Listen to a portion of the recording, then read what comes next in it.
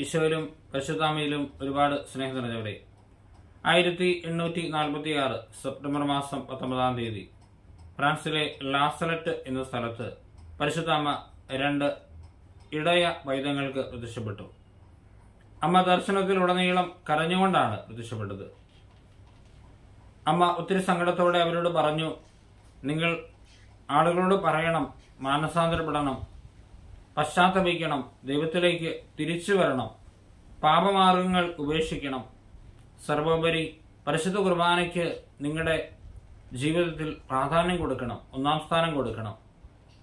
ഈ ദർശനത്തിൽ മാത്രമാണ് 3 പ്രത്യേകതകൾ നമ്മൾ കാണുന്നുണ്ട്. മറ്റ് ദർശനങ്ങളുമായിട്ട് കമ്പയർ ചെയ്ത് നോക്കുമ്പോൾ ഈ ദർശനത്തിൽ മാത്രം നമ്മൾ കാണുന്ന 3 പ്രത്യേകതകളുണ്ട്. ഇത് 3 കാര്യങ്ങളാണ് നമ്മളെ ഓർമ്മപ്പെടുത്തുന്നത്. ഒന്നാമതായി, പരിശുദ്ധ അമ്മ മാറിടത്തിൽ ഒരു കുരിശും വഹിച്ചുകൊണ്ടാണ് പ്രത്യക്ഷപ്പെട്ടത്. ഈ കുരിശിന്റെ വലത്തുവശത്ത് ഒരു ചുറ്റികയും ഇടത്തുവശത്ത് ഒരു ചവണയും ഉണ്ട്.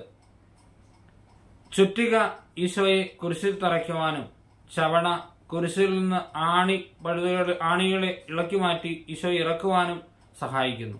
അതായത് യഥാക്രമം ഇത് പാപത്തെയും മാനസാന്തരത്തെയുമാണ് സൂചിപ്പിക്കുന്നതെന്ന് അമ്മ വെളിപ്പെടുത്തി. നമ്മൾ പാപം ചെയ്യുമ്പോൾ ചുറ്റിക കൊണ്ട് ഈശോയെ വീണ്ടും വീണ്ടും നമ്മൾ കുരിശിൽ തറയ്ക്കുകയാണ് ചെയ്യുന്നത്. പക്ഷെ നമ്മൾ മാനസാന്തരപ്പെടുമ്പോൾ ആ ആണിയിൽ നിന്ന് ചവണ ഉപയോഗിച്ച് നമ്മൾ ഈശോയെ സ്വതന്ത്രരാക്കുകയാണ് ചെയ്യുന്നത്. അതുകൊണ്ട് മാനസാന്തരപ്പെടുവാൻ അമ്മ ഈ ദർശനത്തിലൂടെ ആഹ്വാനം ചെയ്തു. ഈ ദർശനത്തിൽ മാത്രമാണ് പരിശുദ്ധ അമ്മ ഉടനീളം കരഞ്ഞുകൊണ്ട് പ്രത്യക്ഷപ്പെട്ടത്. അമ്മയുടെ കണ്ണീര് കണ്ണിൽ നിന്ന് വഴുന്നുണ്ടായിരുന്നുവെങ്കിലും അത് ഭൂമിയിൽ പതിക്കാതെ ആവിയായി പോകുന്നതാണ് കുട്ടികൾ ദർശിച്ചത്. ഇത് നമ്മളെ സൂചിപ്പിക്കുന്നത് എന്തുമാത്രം പരിശുദ്ധ അമ്മ നമുക്ക് വേണ്ടി കരയുന്നുണ്ടെന്നുള്ളതാണ്.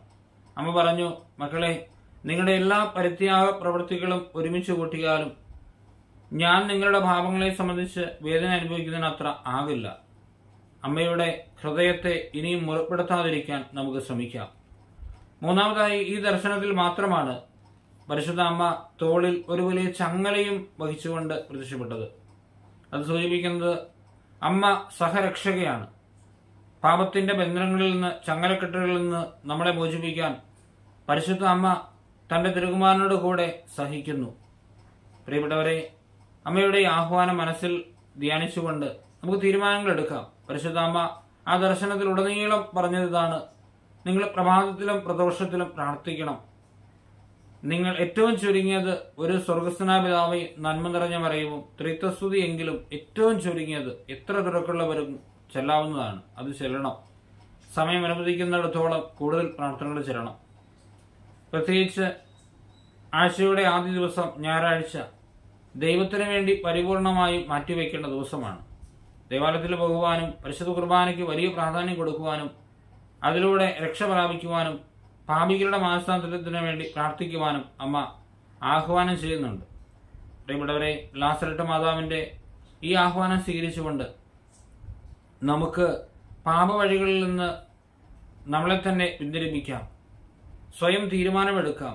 ഈശോയുടെ കൂടെ, പരിശുദ്ധ അമ്മയുടെ കൂടെ യാത്ര ചെയ്യുമെന്ന്, പരിശുദ്ധ കുർബാനയ്ക്ക് ഒരുപാട് പ്രാധാന്യം ജീവിതത്തിൽ കൊടുക്കുമെന്ന്, മാനസാന്തരപ്പെട്ടവർ ജീവിതം നയിക്കുമെന്ന് നമുക്ക് അമ്മയോട് വാക്ക് പറയാം. ഈശോയുടെ മുമ്പിൽ നമുക്ക് നമ്മെ തന്നെ സമർപ്പിക്കാം. ദൈവം അനുഗ്രഹിക്കട്ടെ.